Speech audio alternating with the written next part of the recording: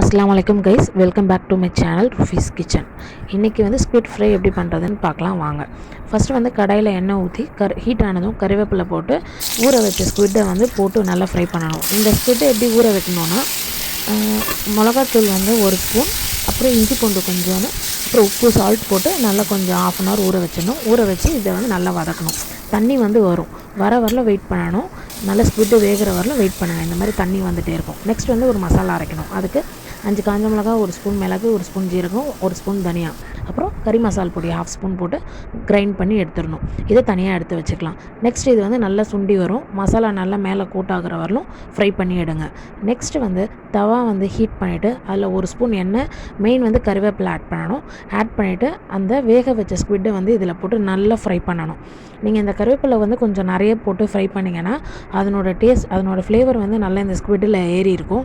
நல்லா ரோஸ்ட் பண்ணிகிட்டே இருக்கணும். நல்லா ரோஸ்ட் பண்ணணும். நல்லா டீப்பாக வரலும் ரோஸ்ட் பண்ணுங்கள். நெக்ஸ்ட் வந்து நல்லா டீப் ஃப்ரை ஆகணும். அது வரலும் வந்து நல்லா வந்து ஃப்ரை பண்ணிகிட்டே இருங்க. ஒரு 5 to 10 மினிட்ஸ் வந்து இதை நல்லா மீடியம் ஃப்ளேம்லேயே வந்து ஃப்ரை பண்ணிகிட்டே இருக்கணும். மசாலா வந்து நல்லா கூட்டாகிற வரலும் ஃப்ரை பண்ணிகிட்டே இருங்க. எண்ணெய் பற்றலைன்னா எண்ணெய் ஊற்றி கூட இது பண்ணிக்கோங்க. நெக்ஸ்ட்டு வந்து நம்ம அரைச்சி வச்ச மசாலாவை கொஞ்சம் கொஞ்சமாக ஆட் பண்ணணும். உங்களோட ஸ்பைஸ்க்கு ஏற்ற மாதிரி அந்த மசாலா வந்து ஆட் பண்ணி நீங்கள் வந்து ஃப்ரை பண்ணிங்கன்னா ஸ்குவிட் ஃப்ரை ரெடி. கண்டிப்பாக ட்ரை பண்ணி பாருங்கள். மறக்காமல் சேனலை லைக் பண்ணுங்கள், ஷேர் பண்ணுங்கள், சப்ஸ்கிரைப் பண்ணிக்கோங்க. இனிமேல் வீடியோஸ் வந்து நான் ரெகுலராக போடுவேன். பாய்.